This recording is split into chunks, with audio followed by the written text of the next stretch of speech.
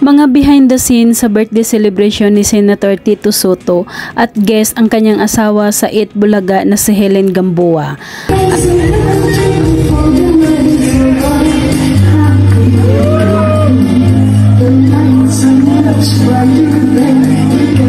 Nakasuot naman ang lahat ng pang-80s attire. Napaka-cute sa kanilang kasuotan sina Atasha, Miles, Karen, Maine at Raisa May.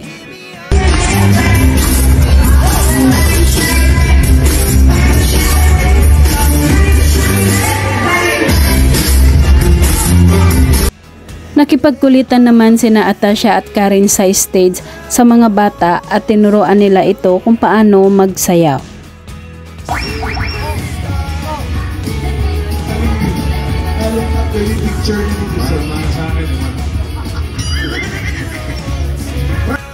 Tahimik silang lahat habang pinapanood at pinapakinggan ang lahat ng bumabate kay Senador Tito Sotto sa big screen.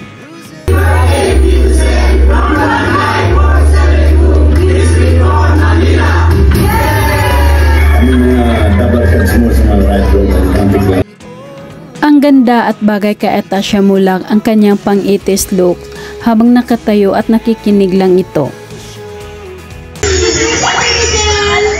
Thank you, Amy, and really, maraming salamat sa ating pamilya dito sa Holy Myra. Yung family,